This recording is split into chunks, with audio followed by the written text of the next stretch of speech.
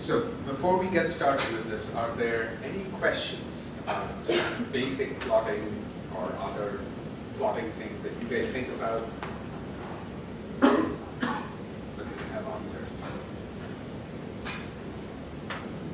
Okay. So this bit, and I'm going to try and go over this reasonably quickly, is yes.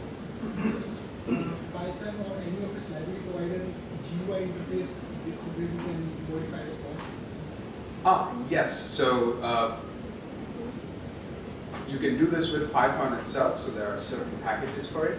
But in the notebook itself, there is something called Interact, and we will see a bit of this in the third notebook, which once you see what it does, you can look into how Interact works to create verifications of these things. But yes, it is available in the notebook itself. If you were to write Python code, you have to look at some very specific libraries for doing the interactive graphical interfaces. But there's a whole host of them available. But maybe when we do look at the 3D one, we will see at least some ways of representing these interactive blocks. Okay, but this one will not have any interactivity directly. So part of the goal over here is to use some basic tools for reading brain images. And the package we use in Python is a package called Nibabel, or Nibabel, depending on who pronounces it. And it supports an extended range of brain images. So it ranges from all the free surfer data types, so it can read any free surfer data. It can read the standard nifty image headers, etc. And it can read, so for those of you who have heard of the Human Connectome project, they store data in a slightly different format called SIFTY. It can read all of that as well. So it's kind of considered the de facto package reading library in the Python world for brain imaging data. And there are extensions of it in packages like M&E Python to read EEG and MEG data. So for those people doing time series analysis or time series, M&E Python is a good way to read all of those things as well. So we'll go through this notebook, try to do it fairly quickly. So again, with many things, we just import a bunch of packages, and we can ensure that we're running some very specific things. Just one thing I'll try to note over here is that the version of Nibabel we're using inside the container is one of the development versions, so that has SIFTY support. So SIFTY support isn't officially available in the release Nibabel, but it will be in the next version of Nibabel that comes out. So here's a quick look at the different types of file images or file formats that Nibabel reads. So it reads Nifty 1 and Nifty 2, the older SPM analyze files, various free surfer files, so not just the MGH and MGC, but also the surface meshes and other things. How many people here are familiar with free surfer? So a few folks. So free surfer is a tool that you use to generate meshes from T1 images of the brain, so structural images of the brain, but it also measures volumes and other metrics off of those images. And it's a very common thing for a lot of analysis, including EEG and MEG analysis. So often people will collect MRI data together with EEG data, and then they'll use the MRI data to create a surface representation or a boundary element model of the head, so that you can do source localization with the EEG or MEG data. So there's a variety of uses for which the free surfer things come into play. And then DICOMS, which is the de facto standard in which almost all brain or other human imaging off of MR scanners is represented. So almost every scanner that you use now represents the data as DICOM. So there are some Philips scanners which still store in PARREC format, but in general, most scanners, GE, Siemens, Philips, Toshiba, including some of the animal scanners, all expose image in DICOM format. Then SIFTY2, which is, as it says, it's in the next release, but included in this container, is what the Human Connectome project uses to store a lot of their data. especially the process data. And most of these things can be loaded with this Nibabel load things, but the free surfer formats require slight tweaks to do things. So here's an example of loading just a T1 image. So a T1 image is a structural image of the brain, or could be of any other part of the body, but we'll be dealing with most images coming from the brain over here. And it tells you that as it loads it, that this has these dimensions. So these are voxel dimensions. We're looking at 3D structures. So 256 by 156 by 256. This matrix refers to how those voxels appear in real space. So it's a transformation that takes you from voxel space to what we call world space. And then various details of the file that include all the pieces that most people don't ever look at, but are actually quite relevant when you're writing algorithms and tools to look at things. So this just says you can get information. And it has these 3 methods to get at those pieces of information. So you can get the data, you can get the images, and you can get the header that comes with it. So I'm going to skip the aside for now because that's really a Python technicality, and just show that we can take the data and we can plot a brain slice. It's a 3D data. What this is doing is using a matplotlib, just the same library we use for the 2D plotting. It has an image show function, so it's simply using that. And then this is indexing into the array. So again, these things are Python-related details. So we have a 3D array. We're basically saying, show all the elements from the first array, all the elements from the second dimension. In the third dimension, take the shape of that dimension, how many slices in this particular case it has, divide by 2, and show 1 slice. So that's why we're just seeing 1 slice. The CMap command is basically saying use the gray color map. That's why things are in grayscale. If we didn't use this _R at the end, which is true of almost all color maps in this map.lib world, it says reverse. So we can quickly remove this. So if we reverse this color map, what do you think will happen?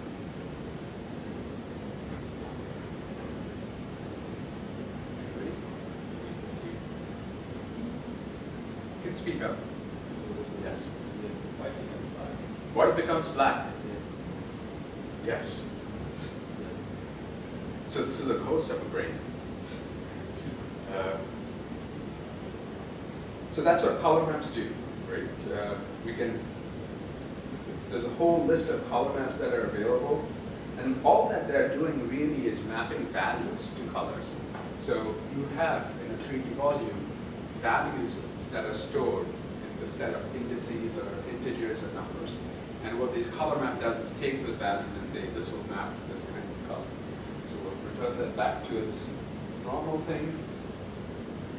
Again, we'll skip the exercise for now because this you can come back to later and do this, but this is simply following a copy and paste of that previous cell, which takes the T1 image from subject 2 in this data set and plots all the same properties. So if you were using Python directly with Nibabel, not through the Jupyter Notebook, what this viewer produces, this ortho view function, is actually an interactive view. And you can click around and it'll change where things are. In the notebook, it's not interactive.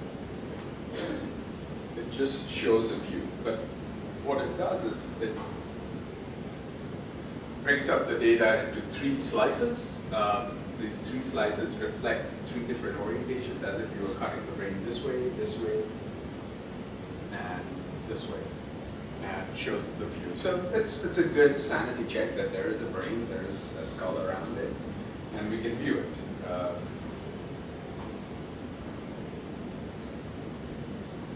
I'm going to skip this bit, that's a Python detail. So this idea of how this physical space of the brain relates to world space is quite important when you're dealing with any kind of data that comes from a sensor. Your camera, DICOM image, or any other thing. So as a digital representation, you're getting a digital array that has numbers corresponding to values that it's picking up in brain locations. But that brain sits inside a scanner in a specific place or location, and that's what that array, this array maps those values to. And so when we have brains of different people, they've all gone into the same scanner even. There are different locations in the scanner. You can't put people in the same space in the scanner. So our brains that we acquire have different locations or spaces inside the 3D volume, and that 3D volume maps into the world in different locations. So for example, if we thought of this room as a giant scanner, and each of our brains being scanned by it, they would all fit into a 3D volume that might be roughly the same dimensions as this, 256 voxels by 256 voxels by 256 voxels. But they're all at different locations in this room. So how do you represent that information? That's what this affine that's stored with every nifty image that you convert does. It basically says, yes, in this volume it's over here, but if you map this volume into this world space, my brain is going to be in this physical location in this space. Your brains are going to be in those physical locations in this space. So that's the kind of information that's coded in this affine. We're going to skip this.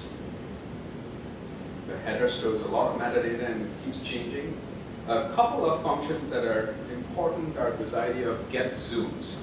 So when you acquire images, you've all used cameras, I presume. Right? Everybody here has probably used a camera. You've probably used cameras as they have evolved from 1 megapixel to 2 megapixel to 24 megapixel to 40 megapixels. Right? What's the difference between those cameras, other than the number going up?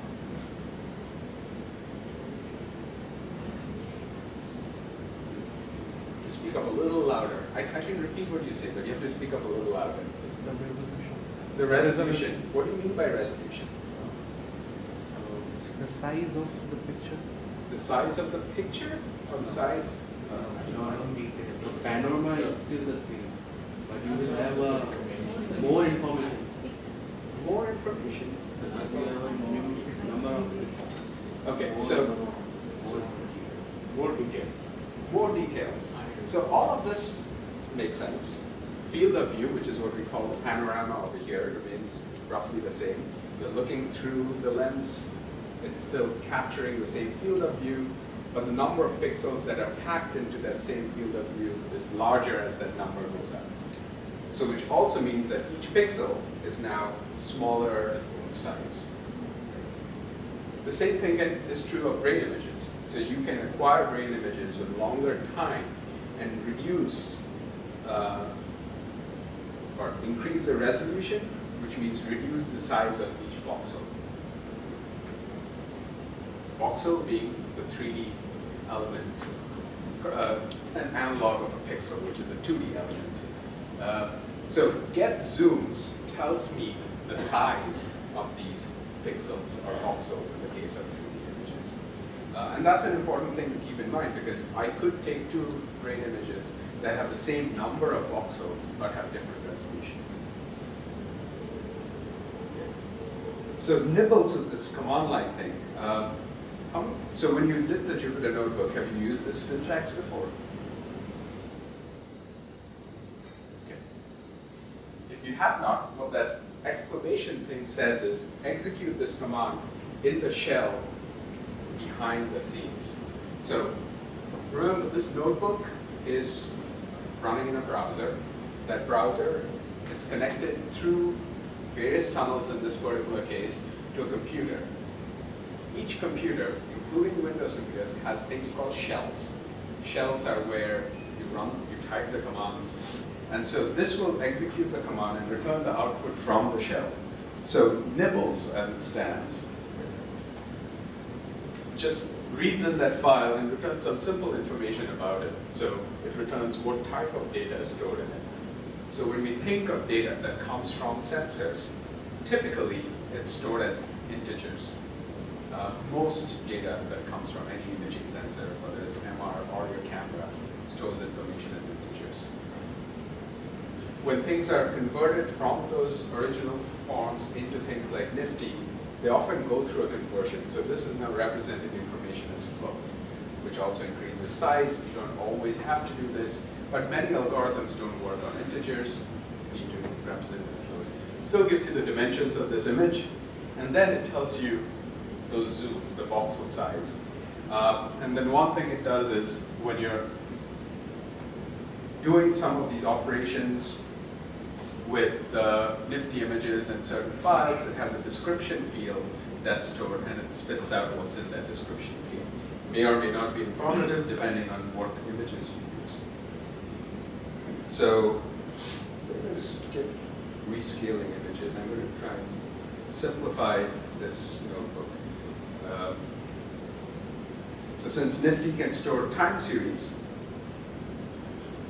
here is a line bisection task. And so we're running that same nibbles command on the line bisection task, but now the data type is integer 16, so it's no longer a float. And the number of dimensions is 1, 2, 3, 4. Because we have a time series, we have a fourth dimension, which is time. And so it represents a collection of 3D volumes. And in this case, precisely 238 3D volumes in a single file. Because this is a functional scan, some of the older scans, the resolution is also coarser. So each volume has a 4 by 4 by 4 millimeter voxel size, and it has what's called a time of acquisition of 2.5 seconds. So you have a 40 time series represented in a single Nifty file that has those things. Now, all of these become important when we analyze data, so we can also ask about various properties of these things. So here it is doing the exact same thing, but using the Python commands to get at different pieces of the data. So this is telling me the data type, which is in 16, telling me the set of dimensions, size of dimensions, units of dimensions, so millimeters and seconds. And then this last one, which is called LAS, tells me how the data are stored in this file. So imagine a 3D volume.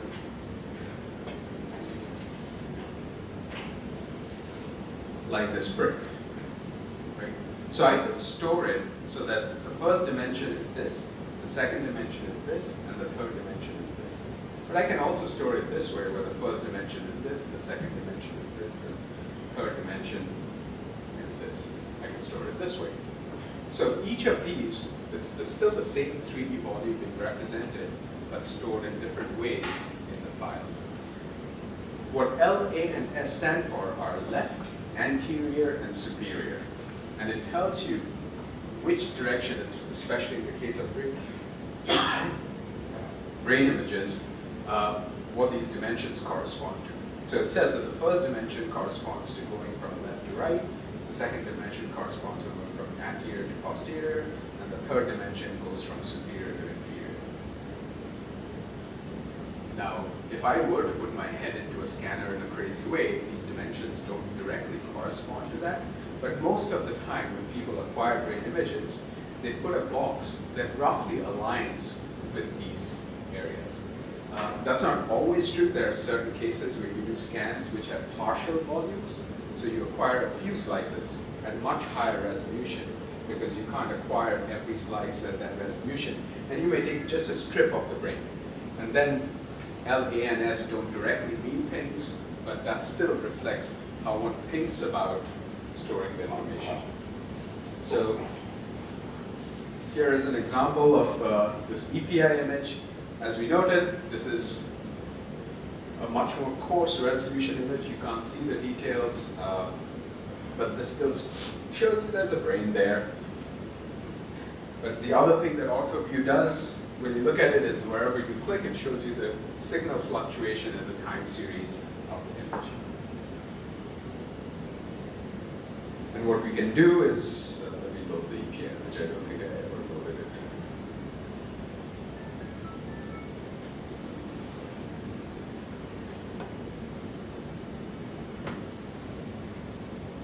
Just like we were playing with data frames, the way the information is represented is a NumPy array, and we can operate on it with all the tools and packages that are available to deal with NumPy. Here, this .mean function simply says, compute the mean image over time. The axis equal to 3 is the third axis, or the fourth dimension. And so now we can see that my 283 time points has been reduced to just 1, which is why the shape is listed only as 64 by 64 by 30. And we can look at this image. Oh, I didn't compute it, so let me compute it.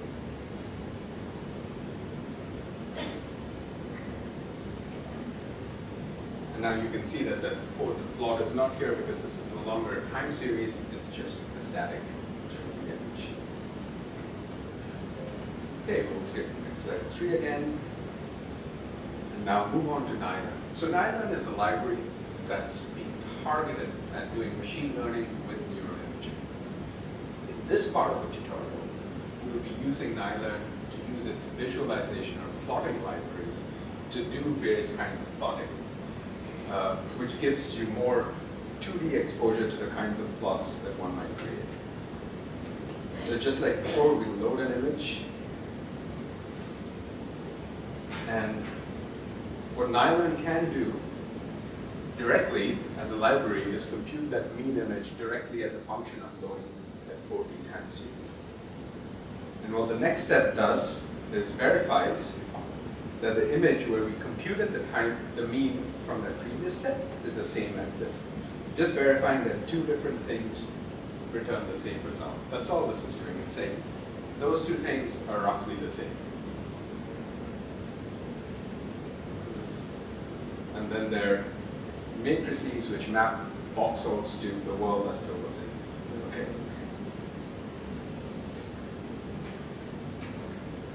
So now we can use one of the first plotting functions in Nilearn. It's called plot EPI, and it simply plots 3 slices. And those 3 slices are specified by this cut coord. So it says these are the locations 0, 0, 0, index into the thing to plot them, and it just plots 3 slices. And with almost every command in Python, you can call help with that command name, and it tells you information about it. So plot EPI actually has a lot more functionality to it, which we won't go into, but it can actually do many things which I described in this, and I would say that the gallery is again a good place to look at what things can be done with plot EPI. But we can also plot anatomical images. And so here's an example. So let's go back and look at plot EPI once more before we get there. So a couple of things over here. This tells you what the coordinates are at which you are plotting. So as a quick example, you can put 10 over here. And you can see now that this slice is taken now from y equal to 10. So it's very quick ways of interacting with the data.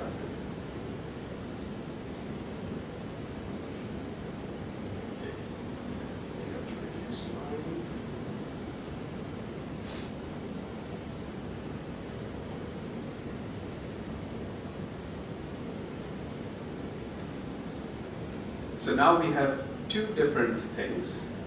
And in one case, we are plotting just the straight up anatomical image of the T1 image. Using plot and app, similar functionality as plot EPI. And then we are loading a set of ROIs, or regions, that come from the free surface processing. It tells us where the white parts of the brain are, where the gray parts, where the various structures are. And that's stored in a file called asec.mgz. For those who are not familiar with FreeSurfer, ASEC stands for Automated Segmentation of the Brain.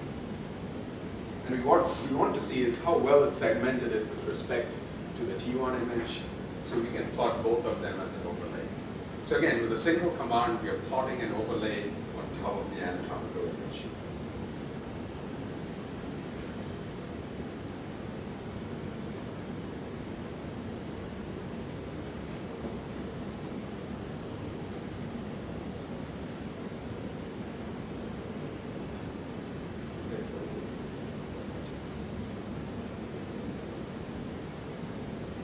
a little bit of time to read it, but it did plot it.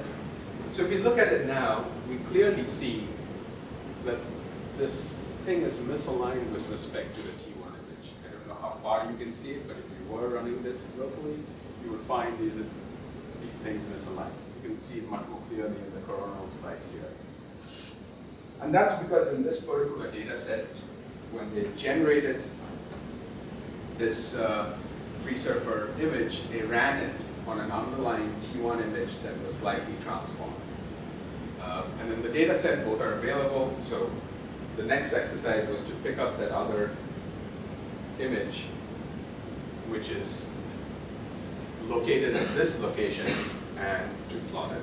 And I'll just show the solution just to, it's the same lines of code, but now you can clearly see that the images are properly aligned with the brain, which wasn't the case in the previous thing. So visualization has its merits in doing various kinds of quality control on your data as well. And so you don't use visualization just for publications, but it's actually a useful way to look at your data. As a silly example over here, we wrote a new algorithm which simply modifies this affine, the way the image maps onto the world. And we transform the mask of the image with this new algorithm. And I will pick up this thing as well. So all we're doing now is showing the original image overlay and this crazy bad algorithm which transforms them. So now you can see that this image was flipped around and none of this is overlaid properly onto the image. So if you were to dig into the code, it does two things. It tells you how easy it is to write an algorithm to reorient images. So if you're writing things, you can do so. But it also gives you a clear indication. And one of the things that you find with brain images is that as you're processing it, depending on the quality of the image, various algorithms fail. And sometimes they'll fail in ways like this, where they will generate images that are no longer aligned. Now, if you trusted the software tool without looking at the image at all, you would be getting incorrect results. What this allows you to do is to kind of think about the process a little bit. Now, as data sets grow, as we will talk about tomorrow, this becomes impossible to do. So when you have 12,000 scans, remember the meta search thing I showed earlier? That gives access to 8,000 images. Going through 8,000 images will take a bit of time. And then as tools change and software change, going through 8,000 images again will take a bit more time. So one of the things one needs to think about when writing code and tools is think about how you could automate this. Are there other checks in place that you could write which would flag images that don't be? So for example, one way to look at whether this makes sense or not is perhaps to use two different tools to extract the brain mask from each image. And you could ask, what's the overlap between those two brain masks? If one tool failed on an image, if both tools failed, they may provide the same amount of overlap if they fail in the same way, but the likelihood of that is smaller than one tool failing and one tool not failing, or them failing in random ways. So running through different tools to give rise to the same kind of information is a good way to check when you're dealing with data that's scaling at the level. Visual checks become difficult. And then you can flag things and quickly pull them up with these visualization tools to print them. Finally, Nilearn also has tools which print out these outline figures in MNI space. Let me see if I can plot this.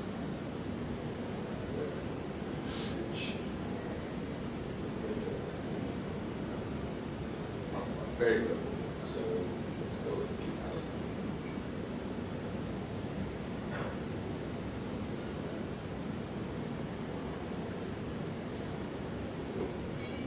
I can't do that because that's not where I put the threshold.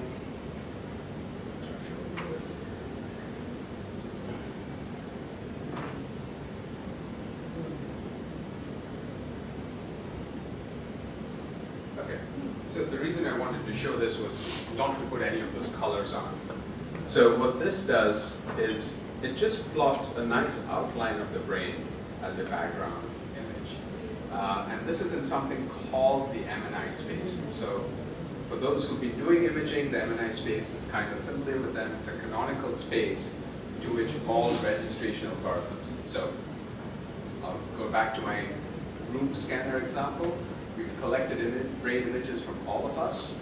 If we were to put all of our brains together in this physical space of the room and average them, we would get a giant mush over this entire space. So what people do is they take each brain and they normalize it or register it to a canonical brain. And one of those canonical spaces is called the MNI space, the Montreal Neurological Institute space. And there are many caveats that I could go on an entire rant about the MNI space. But it is a common space to which many people align things. This represents a common space. So if you were to have brought a brain to MNI space, you can look at activations or other things of the stats overlaid on this. So I disabled all the stats by putting this threshold high. I can reduce it.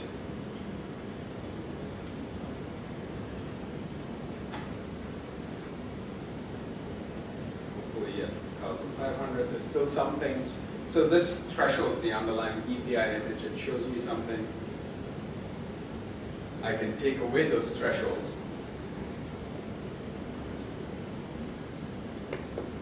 As a quick way of checking that this particular brain was indeed in MNI space. So you can see that overall it lines up pretty well. But it also shows me that this particular subject's image has an artifact in the data. Because of some weirdnesses of collection, one slice of the data is shifted back. So these are the kinds of things that visualization brings up. If you were treating this as a statistical image and showing it at a high threshold,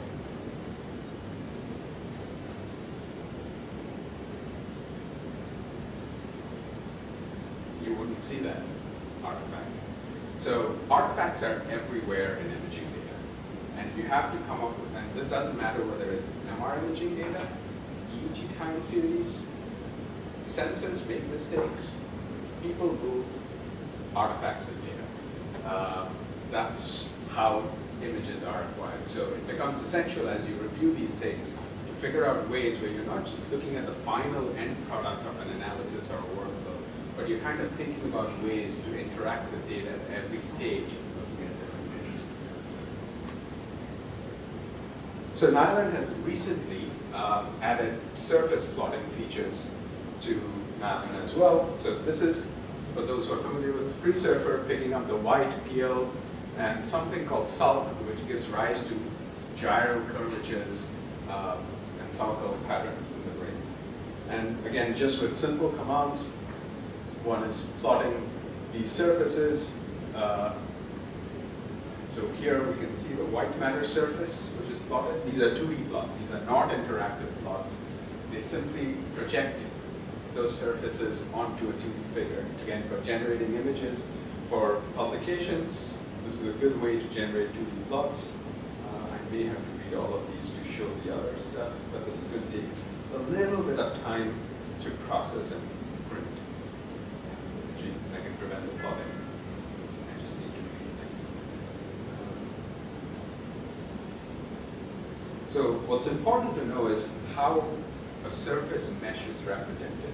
So one of the standard ways in which meshes are represented in almost any tools or software is this collection of triangles and faces. So imagine, I'm going to switch over to the 3D one for a quick second. Here's an example over there.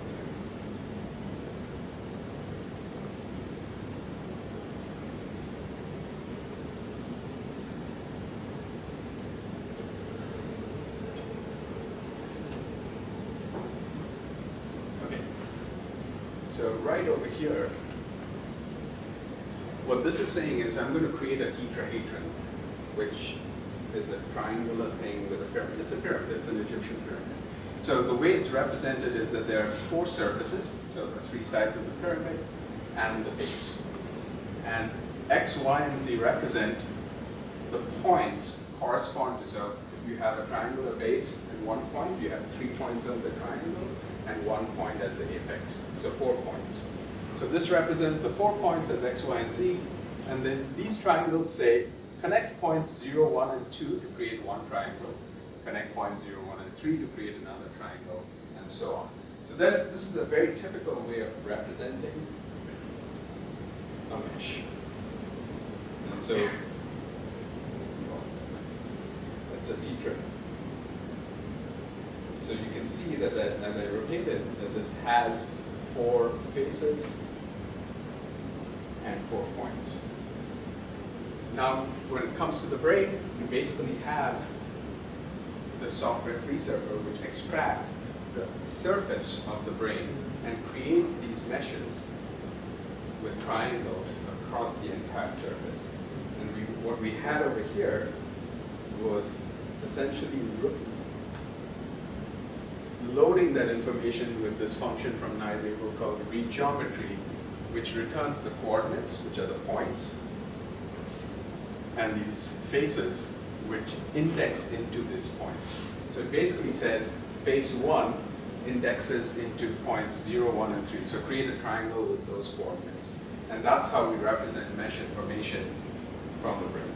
And when we do this, we can do various things like this, which is you have a white matter and a gray matter in the brain. So we can have a mesh of the white matter and a mesh of the gray matter. So we can create a mid-surface, which is an average of your white matter and gray matter space. So we're simply doing math. We're saying we'll take the average of the surfaces and then we plot it. So if we look at this previous image, this was the white matter surface. So you can see the grooves are deep because it's sunk into the brain. And this is the gray matter surface, so there are very few grooves. And then when we look at this is somewhat halfway between those things. So you created a mid-representation surface. So these tools are quite useful to create these things, especially for plotting. In this final example, it reads in one of these things called annotation files, which FreeSurfer uses to label brains. So different parts of the brain get labeled based on what structures they represent. And this is simply plotting that on top of the surface and generating a 2D figure. So Nibabel is a very, very useful Python library for reading all kinds of data. If you want time series, you also want to look into MLE Python, which is another package for doing various time series analysis. Nilearn, and we'll look at machine learning tools with Nilearn in a bit, has quite a few useful utilities for playing around with 2D data, which means that you can generate a lot of publication 2D slice figures with just this Nilearn package. I understand that this requires a little bit of getting into the Python world, because now you're getting into slightly more nitty-gritty details of how to load data, how data are represented. But in terms of doing these plots, once you start pattern mapping some of these things, it's not that hard. Right? So you know that plotsurf takes a variable that has these coordinates in place.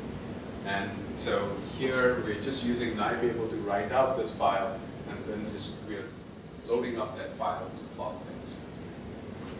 So yes, for any of these libraries, you will have to go into and dig in and play with them to do things. And some of the exercises over here, which you can run separately, will get you playing with this. But this does require a little bit more knowledge of both Python, reading the documentation from the libraries, so whether it's Nibabel or Nilearn, and then mapping it onto brain imaging data that you have. Yes? Can I ask you a question? Yeah, absolutely. So the brain that you show us, is that a template? No, this is an individual's brain.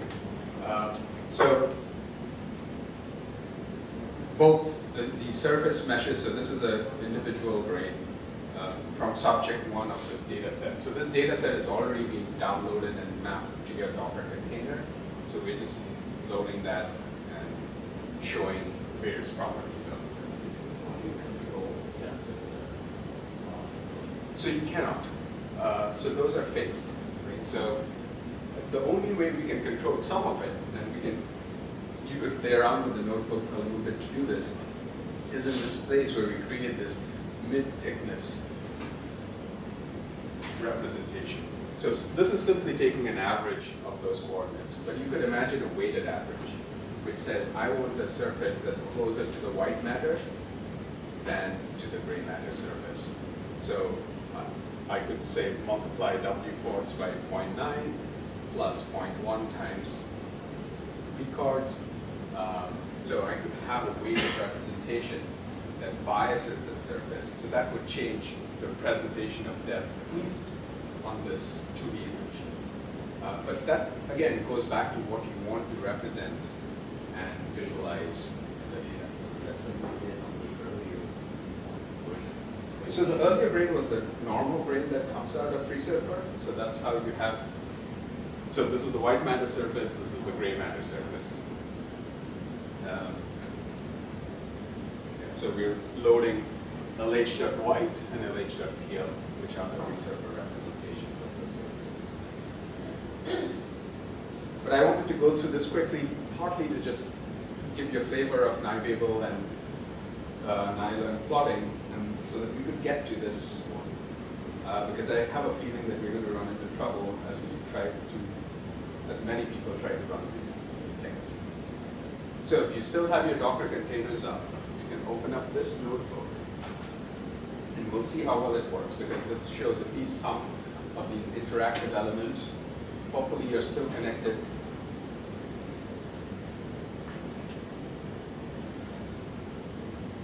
Now I've run a few of these things over here, so I'll just pull these up.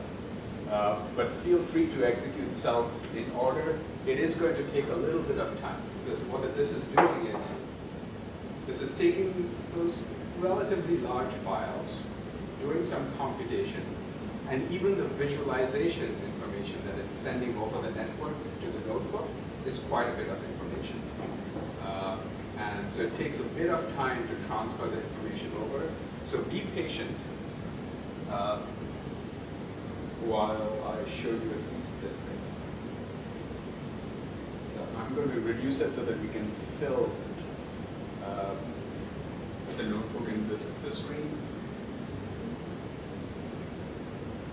So what we're using here is somebody wrote a very nice plugin for this notebook interface called IBRO. And we're using this. There are other things that you can use in the Python world to generate 3D representations. MayaV and PySurfer. So MayaV, much like Matplotlib, is a generic 3D plotting library in Python. PySurfer, much like Nilearn, is a 3D brain-specific plotting library that has tools for brain-related things in Python. What we're going to use over here is IPyVolume. This I only heard of this about a week back. And so this is a very fresh notebook as a result of it, because I got excited about all the interactive things you could do with this within a browser using WebGL. So its underlying library is something called 3JS, which is a fantastic library for doing all kinds of plotting. So let's take a quick look at 3JS.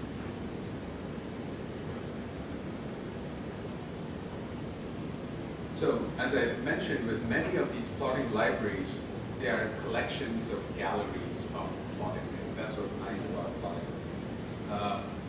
So these are all examples of people that have created projects with 3JS.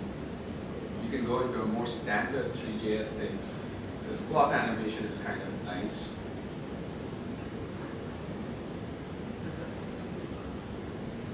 So it's an interactive plot. This is me rotating it around.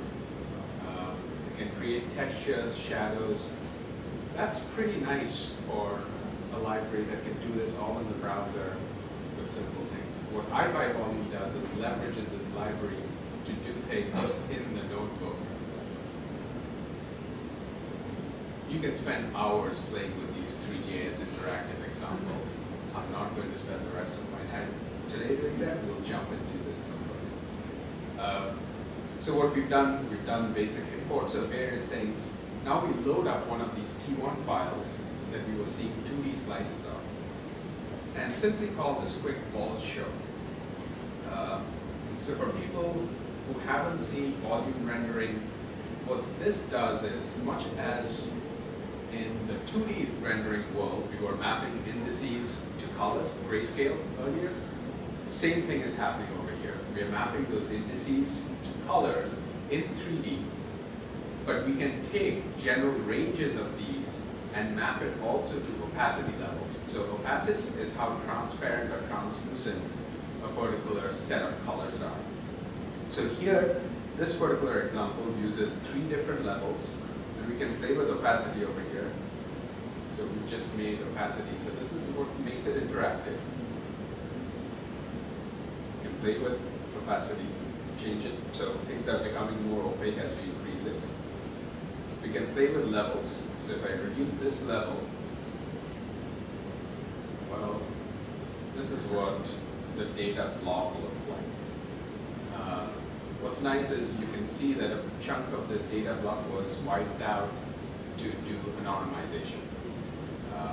So because this is a face, as part of releasing this data, they took out the front face of the block as well as the bottom, so that you can't recover facial information from this data.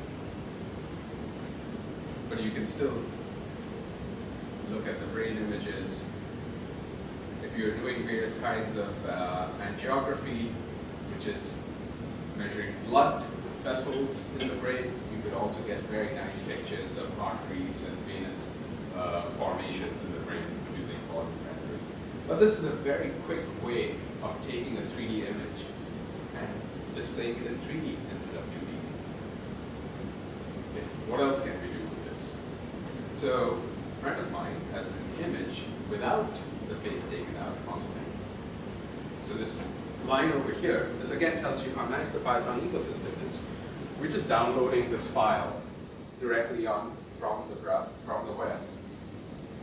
I've downloaded it, I won't run it again now.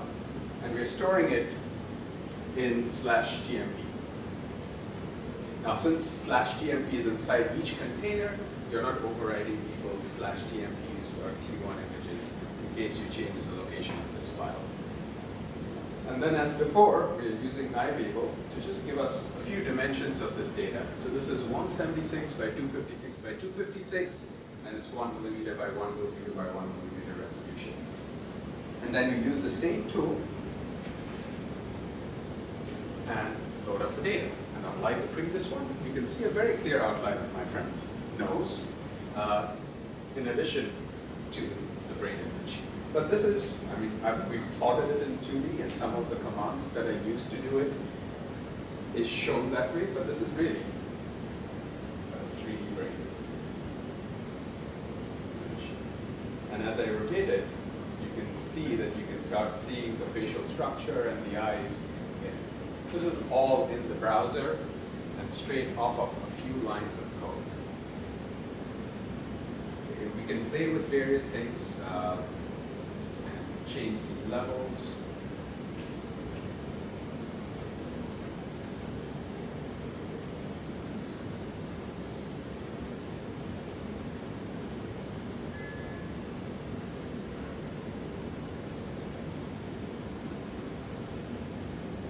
Start seeing things. Now, one of the things that I should note for this nice rendering thing is that it fits everything into a cube. I know my friend, his head doesn't look like that. And the reason that's happening is because it's taking these dimensions 176 by 256 by 256 and fitting it into a cube, which means that this first dimension is getting stretched out. And that happens to be the sagittal dimension, the x dimension. So the head is getting stretched out to plot itself. So when we look at this and turn it around, even if you didn't know this person, it looks a little off when that dimension is stretched out.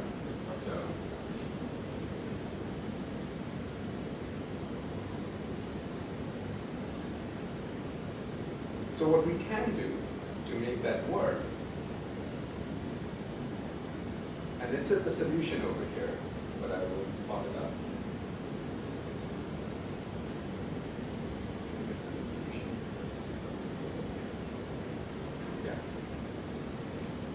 is we simply concatenate zeros to fill up that space. Now, the group who's working on this library knows of this issue, and they're trying to figure out ways of addressing it directly so that you don't have to hack this problem. But what this does is it turns that into a cubic volume. So it just adds zeros to that dimension, so everything does become 256 by 256 by 256. So this also says that with very simple things, even when something doesn't work, you can adjust it to make it work for you. Now, if the voxel dimensions weren't 1 by 1 by 1, I would have to do a bit more adjustment, because now I have to take different voxel sizes into account as I do this. But even that could be done. In this case, since it's 1 by 1 by 1, it's a very simple thing. And if we run this,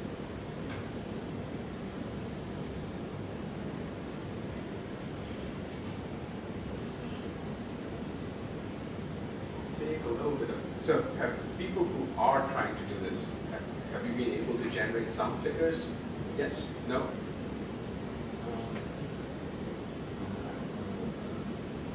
It seems like it's running, but I don't see images. Okay, it takes a little bit of time for that image to transfer.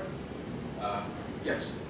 This is all webcam, but Chrome, or else what other browsers? So the only browsers I have tried are Chrome-based or WebKit-based browsers.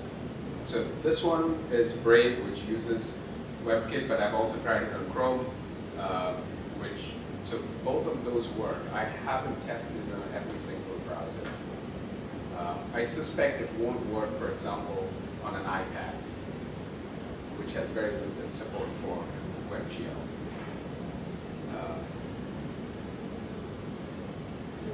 But for example, this is running, this is going to take a little bit of time. So I can see it's running because that circle is filled and it's solid. And at some point, that'll become empty. And then it'll still take some time for the image to appear over here because it has to send that information over. What I'll do in the meantime is I think I did run this solution. Nope, I did not run it. Oh, yeah, I did run the solution. So this,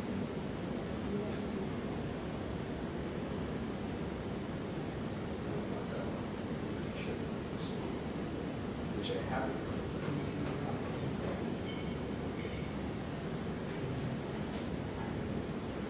I'm sorry, I executed the wrong cell. What I wanted to execute was this cell first.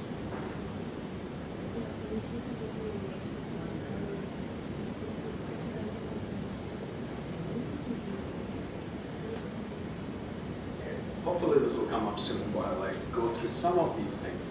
So much like Matplotlib and the other libraries you saw, you can control various aspects of how it generates and displays this figure.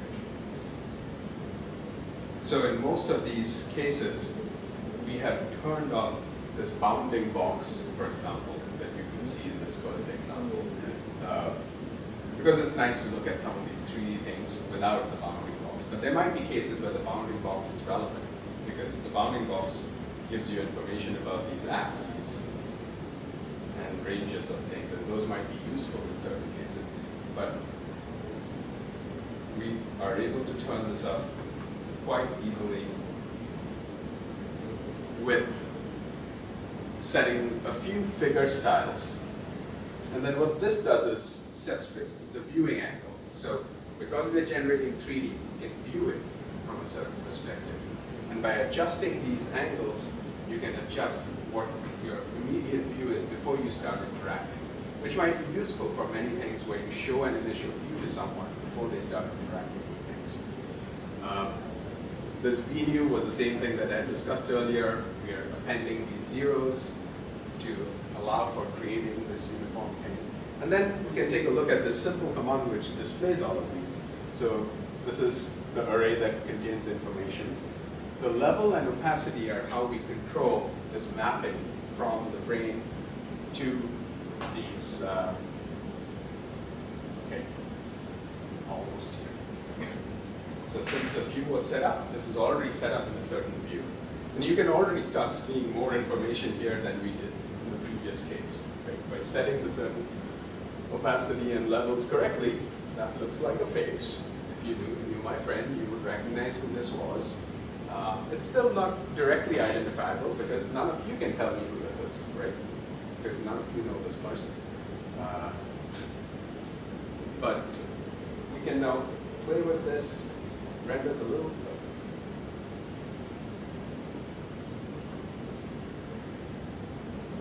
better on my computer, but you can start seeing things. Now what this second piece does is uses a different function, and it's something called an isosurface function, which takes the volume. So what we're seeing over here is a true volume render. All the voxels in the image are being sent over with a display function that maps the value of that voxel to a color and opacity. So this is the entire brain image coming over. What we are seeing over here is a mesh. So it computes a mesh off of this brain image and does so based on a threshold. So this number 200, what it does is it takes a brain image and says, toss out any voxels that are lower than this number. And using that, then computes the mesh. And what we're seeing over here is a mesh of the face. Even more information comes out of this than what we got from that previous volume render example. This also shows you a little bit of interactivity because this has a widget which allows you to adjust this. And so what I'm going to do is I know a magic number. It's called 88. And I'm going to hit update. And since it does computation on the fly and it's a fair bit of computation, it's not interactive in the true sense that as you adjust the slider, it shows you the image instantly. It's actually doing computation back on the server and sending the new surface back over. But pay attention to this part of the lip region of the mesh as it computes and sends it back.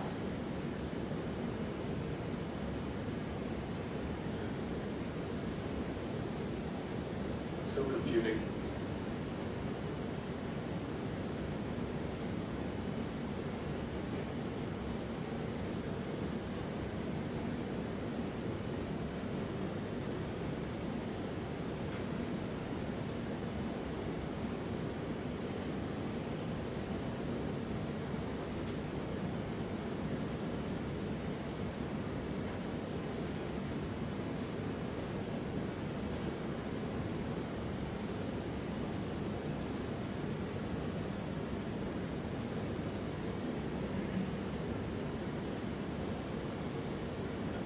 So while it's computing, so this is one part of 3D rendering where it's useful to do this locally. Because it's still trying to send a fair bit of data over. Don't think I've been kicked out yet. Okay, there it is. We have reconstructed pretty much the entire face of this individual off of that T1 image.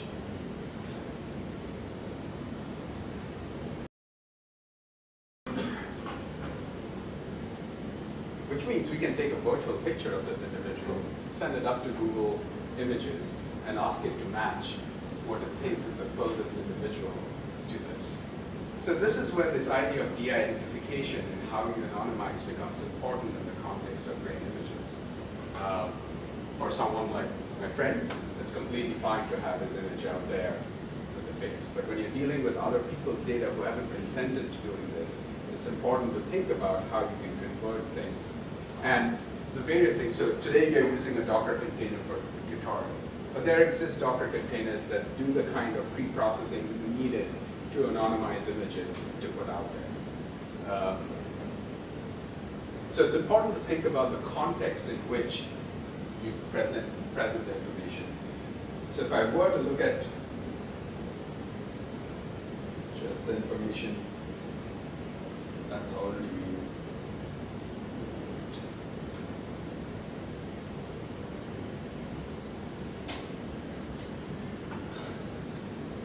this is much less recognizable than anything else, right? So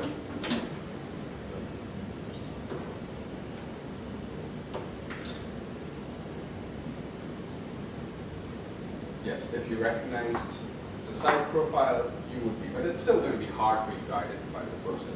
But once you get to this level of clarity, it becomes a lot easier to try and detect who that individual was.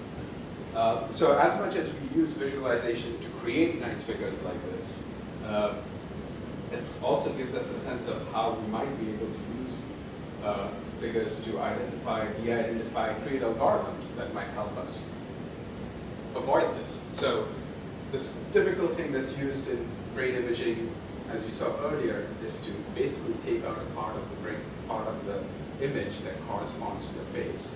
The Human Connectome project, in addition, takes out the ears. The reason being that the ears are identified, they help you identify twins. So there's twins happen to have. Now, I know this only from that. I don't know how far or to what extent they verified similarity, but ears are close enough to identify if two images belong to a twin when their brain images are not exactly the same. In fact, Arno has an identical twin brother, and we have both of their images online, so we could verify this if we wanted to with these tools. Okay, so this is a surface representation of the brain. And we went over this example of looking at the tetrahedron, which was a simple way of showing how you can get meshes on. So since we've been talking about FreeSurfer generates meshes. We can actually load these meshes up. And display it. And these meshes should show up a little quicker.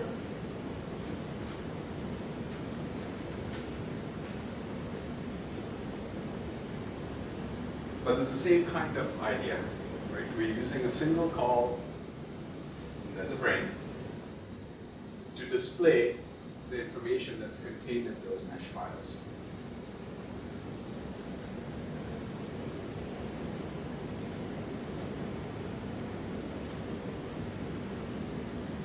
You can do this all in the browser. It's an exercise, you can load other things. But what you can also do is load up information on top of these meshes. And in addition, in that data set that's available within this container, there are two places where these meshes are stored. One is with the FreeSurfer output itself, and the other is with the pre-processing that was done with fMRI prep. So I think Eric went over fMRI prep at some point in time, which is a way to pre-process BIDS data sets. And as part of that pre-processing, it does FreeSurfer processing, that does a whole bunch of processing to extract time series from functional tasks. And as part of that pre-processing, it stores these meshes in GIFTY files, which is a way of standardizing mesh representation in the imaging world. Nibabel reads these files. We can load them up. We can load up the atlases that FreeSurfer creates. And then we can look at this. Those are the meshes with the colors encoded by the atlas regions straight from FreeSurfer. And all of this is happening in your browser off of this container. Those things. If one wants, one could hit this full screen mode. I will allow you to go into full screen mode.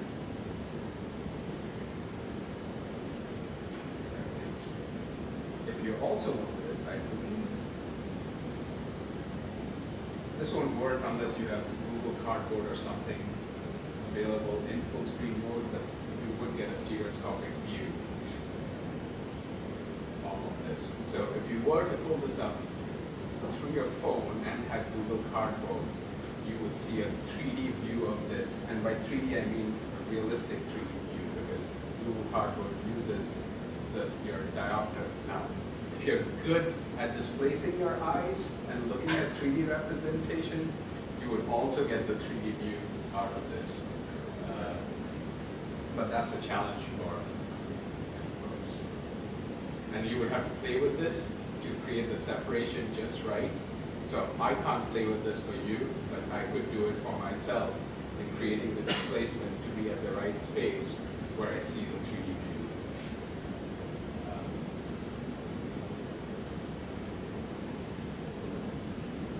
again, this is somebody's project. He needed tools, he created them, and he made it available. That's what's so beautiful about this open source world.